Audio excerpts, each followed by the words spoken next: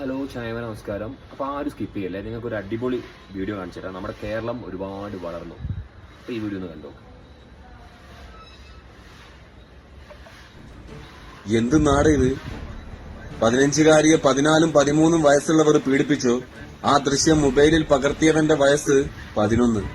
അടുത്തിടപഴകി പെരുമാറുമ്പോ പോലും നമ്മള് കുഞ്ഞുങ്ങളല്ലേ എന്ന മട്ടിൽ ഇനി അങ്ങോട്ട് ചിന്തിക്കാൻ പോലും പറ്റാത്തൊരവസ്ഥയിലെത്തി.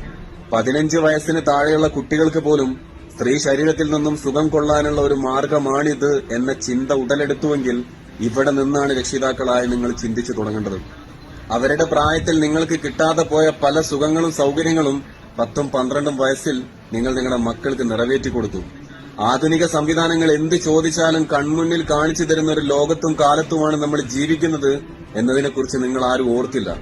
മൊബൈലിലൂടെ ഇന്നവർ കാണുന്ന പല കാഴ്ചകൾക്കും പിന്നിലെ പൊരുളറിയാൻ വേണ്ടിയുള്ള ഒരു ശ്രമം കൂടിയാണ് ഇന്ന് നമ്മൾ കേൾക്കുന്ന ഇത്തരത്തിലുള്ള പല വാർത്തകൾക്കും ജന്മം നൽകുന്നതിന്റെ ഒരു കാരണം. അതുമാത്രമല്ല, കുറ്റവാളികൾക്ക് ഭയം തോന്നാത്ത വിധം ശിക്ഷാ നടപടികൾ ലഭിക്കുന്ന ഒരു സിസ്റ്റം കൂടിയാണ് നമുക്കുള്ളത് എന്നതും ഒരു പോരായ്മ തന്നെയാണ്. അല്ലെങ്കിൽ തന്നെ മാതാപിതാക്കളുടെ കയ്യെത്തും ദൂരത്തുണ്ടാവേണ്ട 12ഉം 13ഉം വയസ്സിലൊക്കെ എന്തിനാണ് കുട്ടികൾക്ക് ഫോണ്? ഇതിനെക്കുറിച്ചൊക്കെ ആധികാരികമായിട്ട് സംസാരിച്ച തന്തവൈഭാവും, അല്ലെങ്കിൽ നേരം വെളുക്കാത്തവനാവും.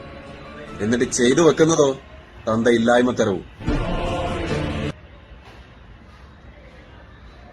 കണ്ടില്ലേ? അപ്പോൾ നമ്മുടെ കേരളം ഒരുപാട് വളർന്നില്ലേ. 15-കാരിയെ പീഡിപ്പിച്ചത് 13-14 വയസ്സിലെ കുട്ടികൾ. ആലോചിച്ച് നോക്കി. ദൃശ്യം പകർത്തിയതോ 11കാരൻ. എങ്ങോട്ടാണ് നമ്മൾ വളരുന്നത്?